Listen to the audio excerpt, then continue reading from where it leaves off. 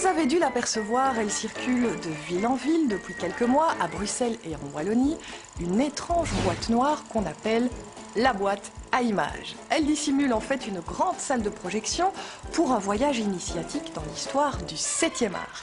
Philippe Kempen s'est plongé pour nous dans cette expérience unique. Bonsoir, bienvenue dans la boîte à images. Votre voyage dans l'histoire du cinéma va durer 2h30. Bonne soirée, les places sont libres, installez-vous où vous le souhaitez. L'écran s'illumine. La boîte à images vous emmène dans un voyage initiatique et haletant à travers l'histoire du 7e art, guidé par une de ces gueules marquantes et sympathiques qu'affectionne le cinéma français. Il filme l'entrée d'un train dans la gare de La Ciotat. Regarde, la réalité sortait tout droit de l'écran. On est dans une boîte noire qui est posée sur une place. Il y a en gros 120 spectateurs qui sont enfermés dans cette boîte noire qui symbolise les débuts du cinéma. Et donc on démarre avec le muet et on va jusqu'aux années 60. Et c'est un voyage avec ce personnage que je joue, que j'interprète, un vieux projectionniste qui a un bon caractère, un mauvais caractère, on ne sait pas bien. Voilà, mais éminemment sympathique bien entendu. C'est le début du cinéma de propagande, Larry. Sauf que Eisenstein signe dans le cuirassé Potemkin une scène admirable, terrible et sublime qui va faire le tour du monde. Quand on interroge des spécialistes du cinéma, on prend la liste des 100 films incontournables de l'histoire du cinéma. Si on fait une deuxième sélection, on est à peu près à 50 films, tout le monde est d'accord. Donc tout le monde va être d'accord sur Citizen Kane, Autant en emporte le vent, La nuit du chasseur, évidemment Charlie Chaplin, Le dictateur, Fritz Lang, Metropolis, donc c'est une colonne vertébrale. Et à l'intérieur de ça, le projectionniste a ses humeurs. Et en règle générale, on laisse sa vie privée en dehors du plateau. Ah.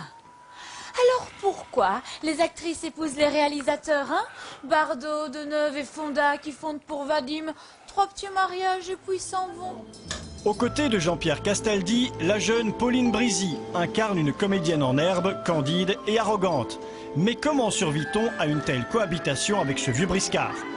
Je crois qu'au début, on est assez timide, on est sur la réserve parce qu'on dit « Mon Dieu, est-ce que je vais oser devant ce monsieur ?»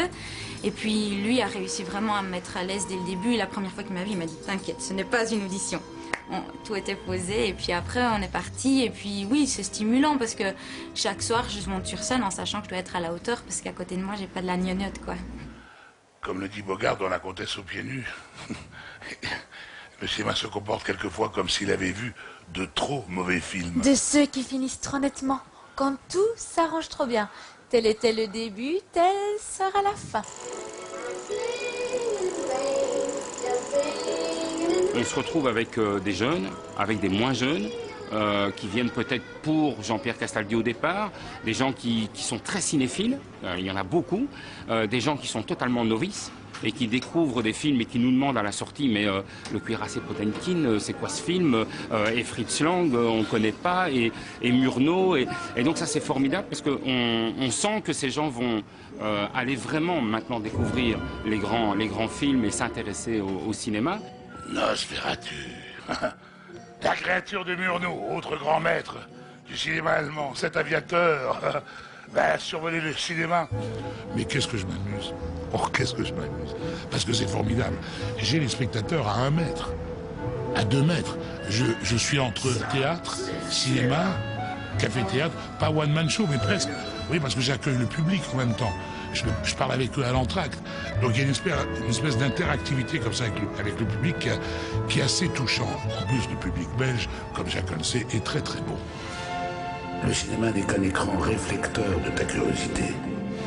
Sans elle, il n'y a plus de créateur, il n'y a plus de spectateur. Fais ton cinéma et tu bâtiras le monde.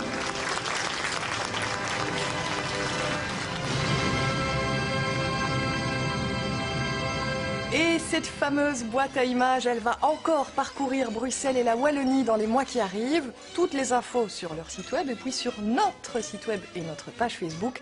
Des entrées pour ce chouette spectacle en cadeau pour vous. Vous finirez sur la paille. Ça